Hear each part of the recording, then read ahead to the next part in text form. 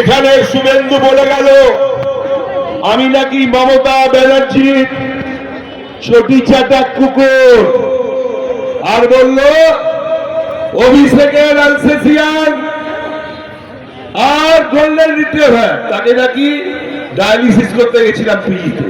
সেই তত্ত্ব খারিজ করে দিচ্ছে হাইকোর্টের প্রধান বিচারপতি মঞ্জুলা চেল্লোর 2010। লকেট গ্রুপ আদালতে গিয়েছিল, 82 শিক্ষার চর খেয়েছে। প্রধান বিচারপতি বলেছেন আমার এজলাসের পবিত্রতা নষ্ট করবেন না। কেন 20 লাখ টাকা করে জরিমানা আপনাদের হবে না বলুন? পালিয়েছে সেই তত্ত্ব আর বলেছে কুকথা। আমি নাকি বিএমএইচকে কুকথা বলেছি। হ্যাঁ, 1 কোটিবার কুকথা বলবো। দিদিকে জানিয়ে এসছি আমি স্ট্যান্ডিং কমিটি হেলথের চেয়ারম্যান হিসেবে রাজ্যের সমস্ত হাসপাতাল ঘুরি দিদির পাহারাদার হিসেবে।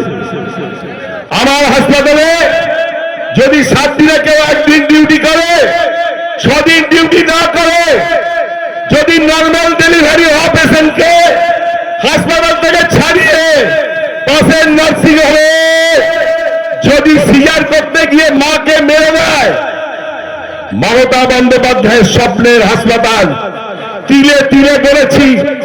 11টাকে বেড ছিল না, এখন 360। এখানে চক্রান্ত সিপিএম এর নেতা, আইএসএম এর নেতা, বিজেপির নেতা, কংগ্রেসের নেতা সবাই বিএমএইচ এর ঘরে গোপন মিটিং করে। আর ওদিকে গদ্দার একটা সে এসে মাঝে মধ্যে কুপরামর্শ দেয়। এখানেই প্লট হয় শিশু চুরি। শিশু চুরি হলো 8 ঘন্টার মধ্যে ভাঙচুর হয়ে গেল। বাউরিয়া থেকে উলবেরিয়া থেকে 8 ঘন্টার মধ্যে চলে এলো। তাহলে শিশু চুরির গল্পটা কে করলো?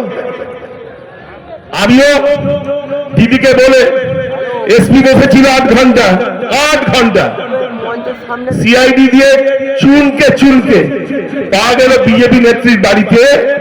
তার পাশের বাড়ি হাওড়া গ্রামীণের বিজেপির সভাপতি প্রাক্তন শিবশঙ্কর বেইয়ের বাড়ি নিয়ে এসেছি। মায়ের হাতে বাচ্চাকে দিয়েছি। সিটি স্ক্যানে বিএমওএইচ না থাকার জন্য সই হয় না।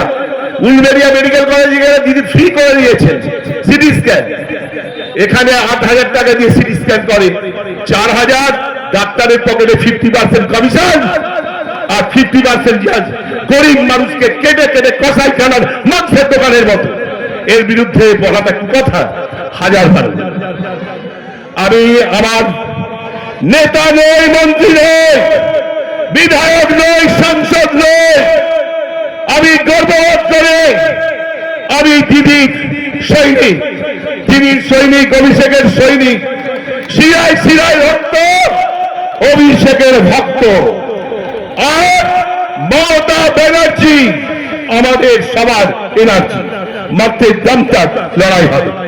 পাখির চোখ 26 250টার বেশি সিট নিয়ে তৃণমূল কংগ্রেস ভারতবর্ষের আবার চতুর্থবারের জন্য শ্রেষ্ঠ মুখ্যমন্ত্রী পদে দিদিকে বসাবেন।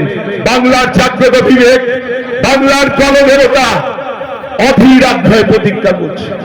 যত এফআইআর করো, আমার এলাকা থেকে 63,63,000 ভোটার বাদ দিয়েছে। পরশুদিন ইলেকশন কমিশন অফ ইন্ডিয়া 12টা 40-এ নোটিশ পাঠিয়েছে।